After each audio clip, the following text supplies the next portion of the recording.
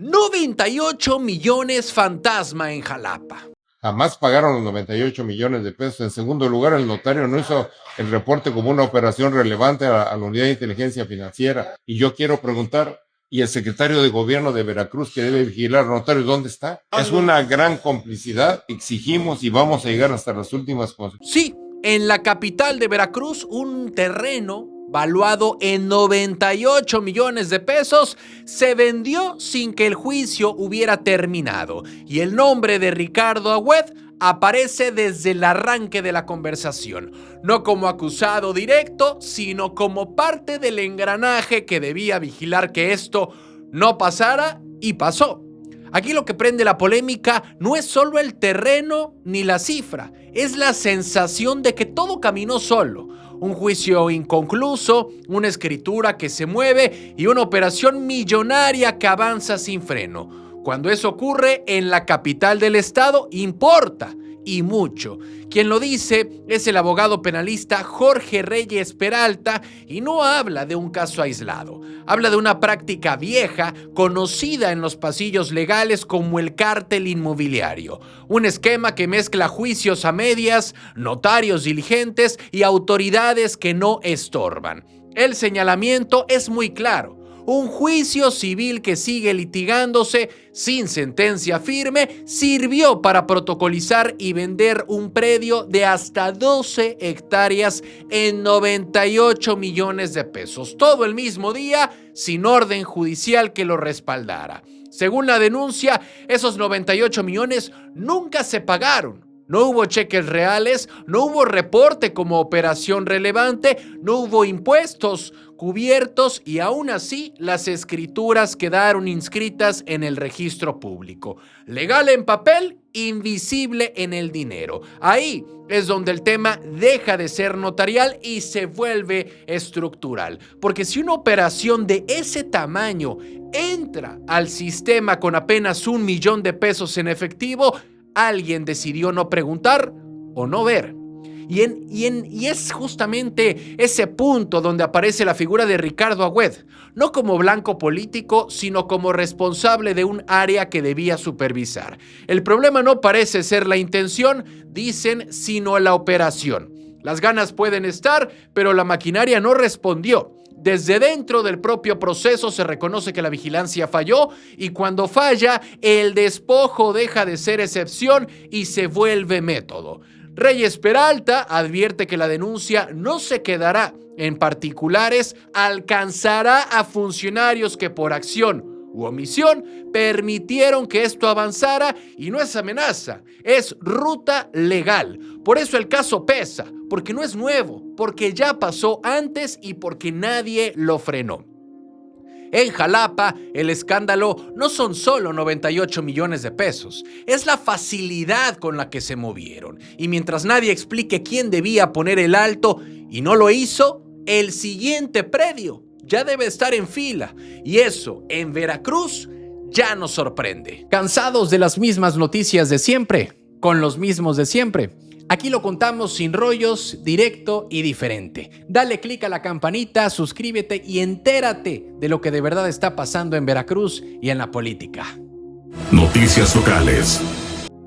La cita de Salma y Sheinbaum en Veracruz. Sí, Veracruz vuelve a entrar en la agenda nacional, no por seguridad ni por obra pública, sino por cine. La presidenta Claudia Sheinbaum anunció que regresará al estado para hacer un anuncio que en papel suena cultural, pero en el fondo es político y económico. No es visita casual, hace poco estuvo en el puerto y ahora vuelve con un mensaje ya armado. Incentivos para filmar en México, con Veracruz como escenario y con una propuesta que no nació en Palacio, sino desde una actriz veracruzana con peso internacional. La idea viene de Salma Hayek, fue ella quien planteó abrir estímulos reales para atraer producciones, generar empleos y mover la industria. No fue discurso, fue planteamiento directo. Y aquí la lectura es clara. El cine no es solo cultura, también es derrama, turismo y narrativa. Y que ese anuncio se haga en Veracruz no es coincidencia, es tierra simbólica pero también logística. Playas, selvas, ciudades, puertos, todo en un solo estado. Desde el gobierno federal ya traían la idea caminando. Cultura y turismo habían empujado el tema, pero la propuesta de Salma Hayek le puso rostro y le puso reflector. Eso aceleró la decisión. La presidenta lo dijo sin rodeos, se va a anunciar un esquema nacional de incentivos. No hablo de montos ni reglas todavía, y ahí está la intriga, porque el anuncio promete, pero la letra chiquitita es la que define si esto se queda en aplauso o se vuelve motor real. Pero para Veracruz, el mensaje tiene doble filo. Por un lado, posiciona al Estado como plataforma creativa. Por otro, exhibe la necesidad de orden, permisos claros y autoridades que no estorben, porque de nada sirve atraer rodajes si la tramitología ahuyenta. El problema no parece ser la intención, las ganas están, el tema como siempre es la operación. Y ahí Veracruz tiene historial. El hecho de que Claudia Sheinbaum anuncie esto desde territorio veracruzano también manda señal política. Reconoce el peso simbólico del Estado y lo coloca en un discurso de futuro, no de rezago. Ahora la pelota queda del lado local porque si llegan cámaras, inversiones y proyectos, alguien tendrá que responder rápido y responder bien. Así que el cine llega como pretexto, pero el fondo es otro. Empleo, imagen país y capacidad institucional. Claudia Sheinbaum viene a anunciar, Veracruz tendrá que demostrar si está listo para algo más que la foto, porque una cosa es salir en la pantalla y otra muy distinta es sostener la producción. Noticias locales. PAN se desmorona en Veracruz. Sí, en Veracruz el PAN, pues ya ahora se le van 2 alcaldes y con eso se confirma algo que ya se sentía en el ambiente. Cuando parecía que no podía irle peor, aparece otro golpe. Jesús Carranza y Santiago Xochiapan cambian de camiseta y dejan al blanquiazul viendo cómo el piso se le sigue moviendo, sin escándalo, pero con mensaje claro. Porque esto no es un berrinche ni una ocurrencia personal. Es la señal de un partido que ya no retiene, no arropa y no ofrece ruta. Cuando un alcalde recién sentado en la silla decide irse, el problema no está en la salida, está en lo poco que había para quedarse. En Jesús Carranza, el alcalde se va a Morena hablando de coordinación y origen político. Traducción simple, solo no alcanza. El tema no parece ser ideológico, es operativo. Gestión atorada, cabildo diverso y la necesidad urgente de no gobernar en solitario. En Santiago Xochiapan, la alcaldesa opta por el verde. Sí, el Partido Verde, movimiento silencioso, bien calculado y sin confrontación pública. El Partido Verde suma, ella se arropa y el PAN vuelve a perder territorio sin dar pelea, sin dar discurso y sin reacción visible. Y aquí está el fondo del asunto. No se le van 2 alcaldes al PAN por traición, se le van por desgaste. Desde dentro, muchos ya entienden que el partido no acompaña, no protege y no construye futuro municipal.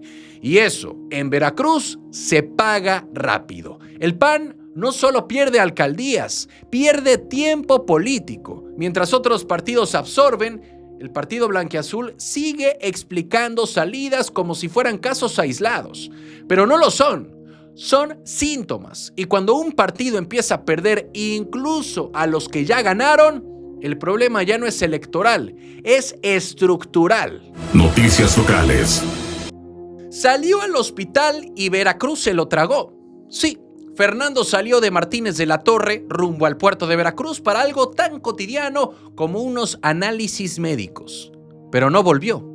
No es una historia lejana ni excepcional, es aquí, es ahora. Y vuelve a prender una alerta que en Veracruz ya suena demasiado seguido. La familia pensó que era un trámite rápido. Estudios, resultados, regreso a casa, pero el silencio empezó a pesar más que la espera.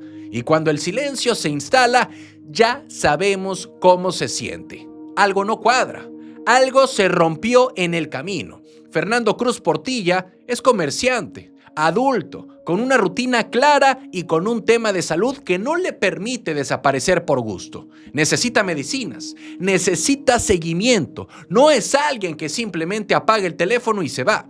El último contacto fue un mensaje breve. Le dijeron que habría más estudios, que quizá lo internarían, pero después de eso, nada. La comunicación se cortó y con ella la tranquilidad de su familia.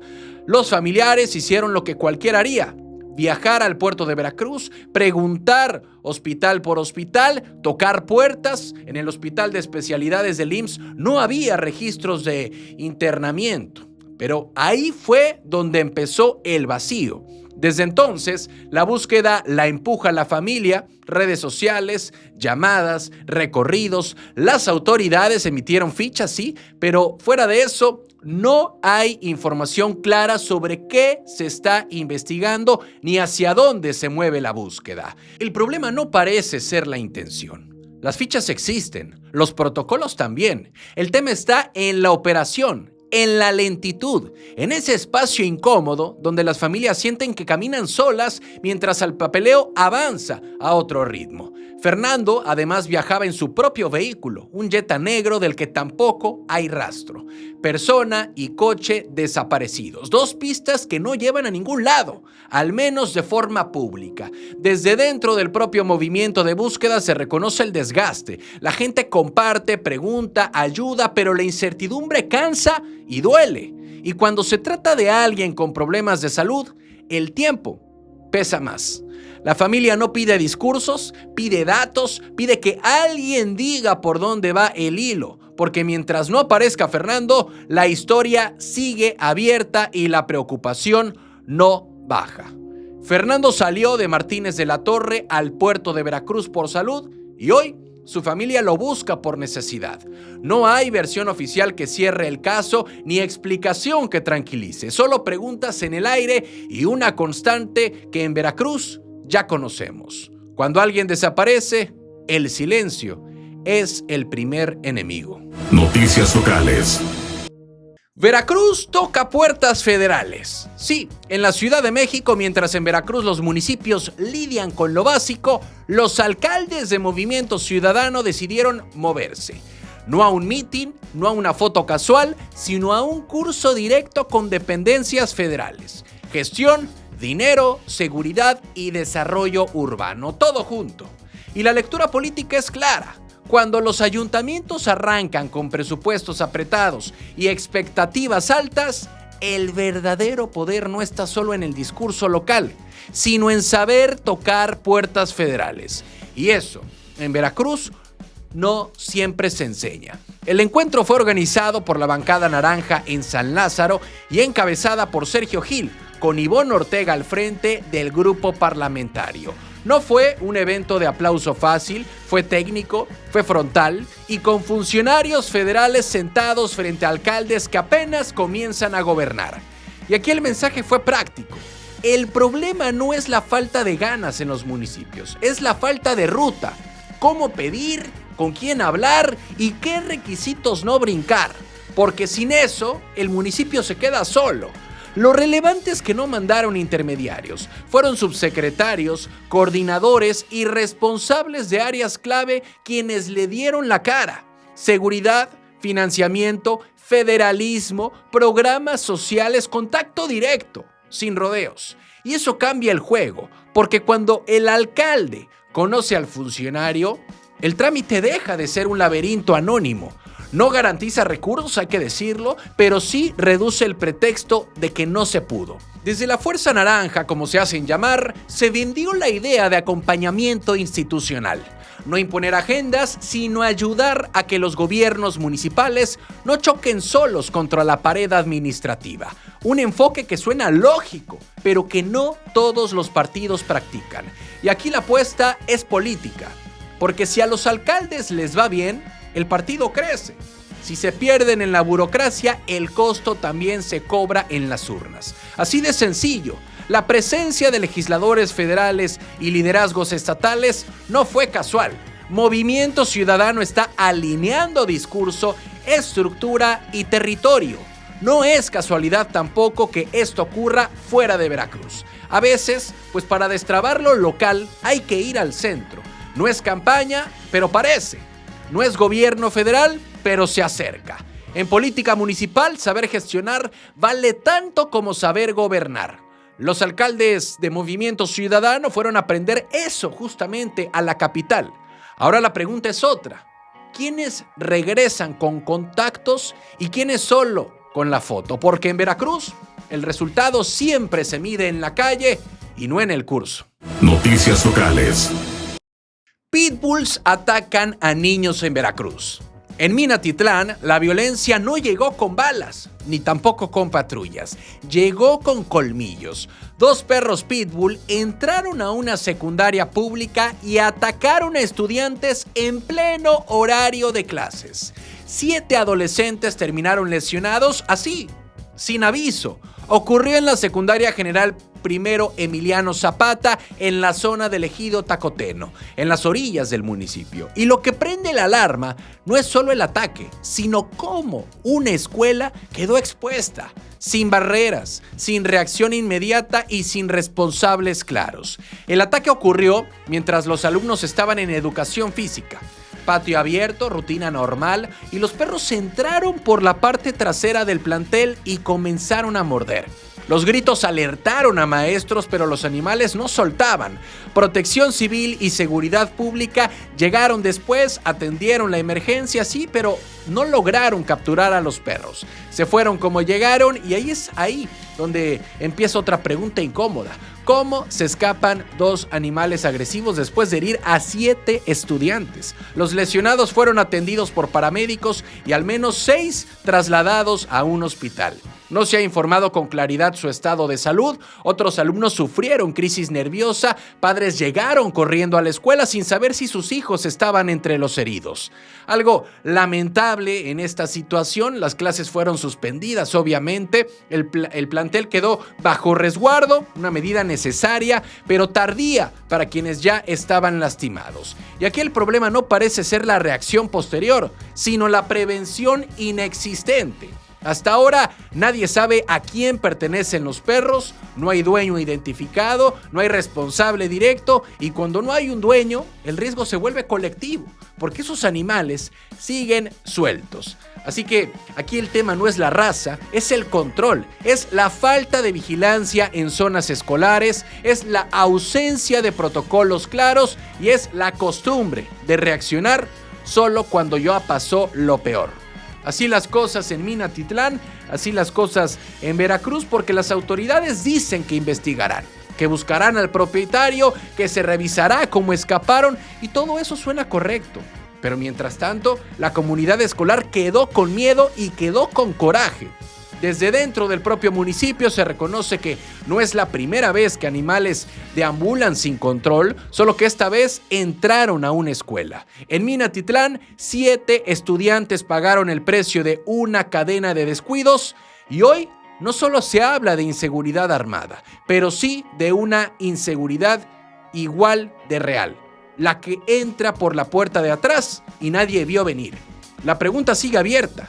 ¿Quién se hace responsable cuando el peligro no tiene nombre ni tampoco dueño? Noticias locales.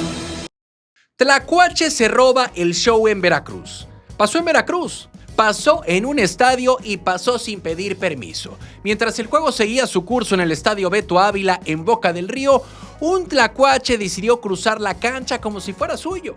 Y lo fue por unos segundos. No interrumpió por protesta ni tampoco por un show armado. Caminó tranquilo y ahí está el detalle. En una tierra acostumbrada al ruido, el silencio lo rompió un animal que no entiende de ligas ni tampoco de transmisiones. El partido era entre Charros de Jalisco y el Águila de Veracruz. Un juego normal, cámaras encendidas, rutina deportiva, hasta que el tlacuache apareció en cuadro y se robó todo.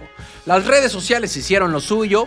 Risa, sorpresa, memoria colectiva activada, porque en Veracruz cuando un tlacuache entra a una cancha no es una anécdota nueva, es déjà vu.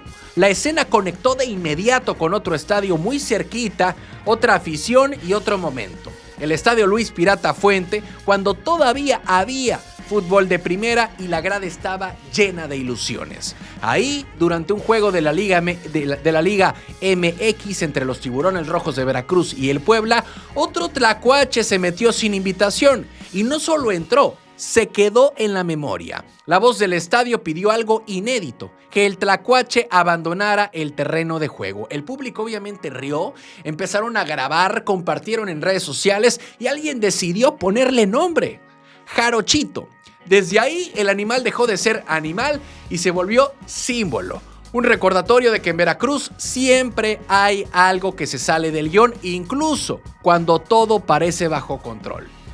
Así la situación en esta semana deportiva en Veracruz, digámosle así, pero lo curioso no es el tlacuache, lo curioso es cómo un gesto tan simple conecta épocas, conecta estadios, conecta emociones que siguen sin resolverse. Porque entre risas, nostalgia y viralidad, el tlacuache volvió a decir lo mismo sin hablar. Aquí pasan cosas que no caben en el marcador. Hoy no fue fútbol, fue softball, no fue protesta, fue paseo, pero la gente y el público, pues ahora sí que disfrutando de la situación. Veracruz siempre encuentra la forma de colarse en la conversación, aunque sea caminando despacio, con cola larga y sin pedir permiso.